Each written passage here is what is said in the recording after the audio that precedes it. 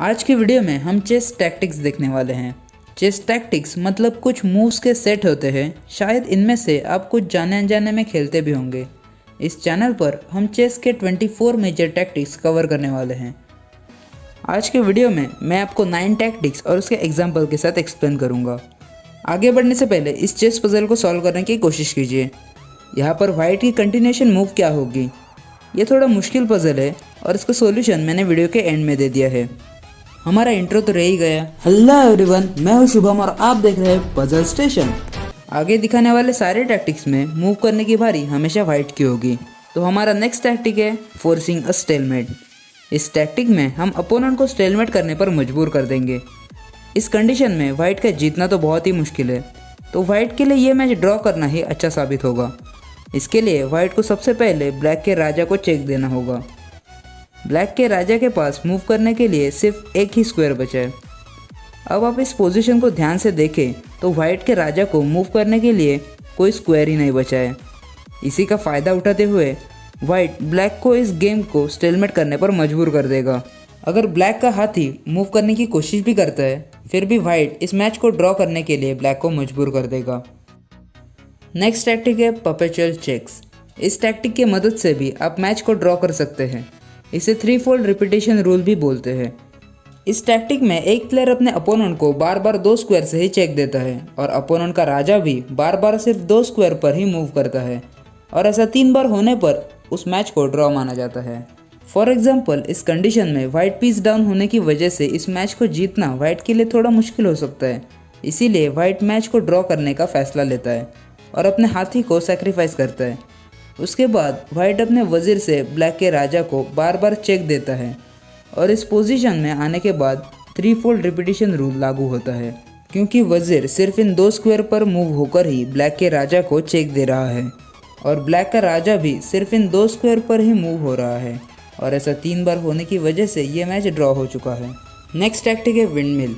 ये बहुत ही rare tactic है जिसमें अपोनेंट के राजा को बार बार डिस्कवर चेक देते हुए अपोनेंट के पीसेस कैप्चर किए जाते हैं। फॉर एग्जाम्पल, इस गेम में वाइट सबसे पहले अपने वजीर को सेक्रीफाइस करता है और उसके बाद हाथी से ब्लैक का पैदा कैप्चर करते हुए राजा को चेक देता है।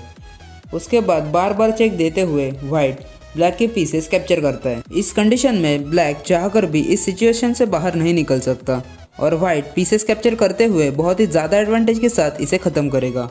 नेक्स्ट टैक्टिक है एक्सरे अटैक। ये एक इनडायरेक्ट अटैक है जो कि अपोनेंट के पीसेस पर किया जाता है, या फिर ये एक इनडायरेक्ट डिफेंस है जो कि अपोनेंट के पीसेस थ्रू किया जाता है। फॉर एग्जाम्पल, इस कंडीशन में वाइट का ऊंट ब्लैक के इस ऊंट पर अटैक कर रहा है और इसी के साथ वाइट इनडायरेक्टली ब्लैक के इस पैदे पर भी अटैक कर रहा है। इस एक्सरे टैक्टिक का यूज करते हुए हम इस पैदे को कैप्चर करेंगे अपने घोड़े से, और अगर ब्लैक अपने ऊंट से हमारे घोड़े को कैप्चर करता है तो हम रिकैप्चर करेंगे अपने ऊंट से। एक और एग्जाम्पल देखते हैं। यहाँ पर वाइट अपने वजीर से ब्लैक को चेक देता है। इस वाइट के वजीर को डायरेक्टली तो कोई सपोर्ट नहीं है, लेकिन ये हाथी और वजीर अभी भी एक दूसरे को इनडायरेक्टली सपोर्ट कर रहे हैं। इसे ही एक्सरे डिफेंस कहते हैं। नेक्स्ट टैक्टिक है ओवरलोडिंग। इस टैक्टिक के नाम के तरह ही किसी पीस को ओवरलोड किया जाता है, उस पर एक से ज़्यादा स्क्वायर, पीसेस या फिर थ्रेड्स को प्रोटेक्ट करने की जिम्मेदारी देकर, और वो भी एक ही वक्त पे। इस एग्जाम्पल से समझते हैं कि किसी ओवरलोडेड पीस को हम किस तरह से डिस्ट्रैक्ट कर सकते हैं उसके ऊपर सौंपी गई जिम्मेदारी से। अगर आप इस कंडीशन को ध्यान से देखें तो ब्लैक का ये ऊंट इस पैदे को प्रोटेक्ट भी कर रहा है और ब्लैक को चेकमेट होने से भी बचा रहा है। इन दोनों जिम्मेदारियों की वजह से ब्लैक का ऊंट ओवरलोडेड है और इसी मजबूरी का फ़ायदा उठाते हुए वाइट अपने ऊंट से ब्लैक के पैदे को कैप्चर करेगा। ब्लैक इस ऊंट को कैप्चर नहीं कर सकता इस चेकमेट की वजह से, और वाइट के पास अब काफ़ी एडवांटेज है इस मैच को जीतने के लिए। नेक्स्ट टैक्टिक है झुगवैंग। ये एक जर्मन शब्द है जिसका अर्थ है अभी मूव करने की बारी आपकी है और आपकी सारी मूव्स आपके लिए बेकार है। इस सिचुएशन में अपोनेंट की किसी भी मूव से उसकी पोजीशन और भी ख़राब होगी और उसी वजह से वो ये मैच भी हार जाएगा। इस कंडीशन में वाइट एक वेटिंग मूव चलेगा अपने हाथी से और ब्लैक को झुगवैंग के कंडीशन में डालेगा, और ब्लैक के इस मजबूरी से खेली गई बेकार मूव के बाद वाइट ये मैच जीत जाएगा। नेक्स्ट टैक्टिक है ज्विशिंग ज़ूम। ये भी एक जर्मन शब्द है जिसका अर्थ है इंटरमीडिएट मूव और इन बिटवीन मूव। इस टैक्टिक में प्लेयर नॉर्मली खेले जाने वाले मूव्स के सीक्वेंस के बजाय कुछ अनएक्सपेक्टेड मूव खेलता है। फॉर एग्जाम्पल, वाइट अपने घोड़े से ब्लैक का पैदा कैप्चर करता है। अब इस हाथी पर डबल अटैक हो रहा है तो मजबूरी में ब्लैक को वाइट के हाथी को कैप्चर करना पड़ेगा। अब आती है इन बिटवीन मूव। ब्लैक का हाथी रिकैप्चर करने के बजाय व्हाइट अपने घोड़े से ब्लैक का एक और पैदा कैप्चर करते हुए राजा को चेक देता है और किसी सेफ स्क्वायर पर पहुंचने के बाद व्हाइट ब्लैक के हाथी को रिकैप्चर करता है, वो भी ज़्यादा एडवांटेज के साथ। नेक्स्ट टैक्टिक है डिफ्लेक्शन। इस टैक्टिक में अपोनेंट के किसी पीस को उसके इंपॉर्टेंट स्क्वायर से डिफ्लेक्ट किया जाता है।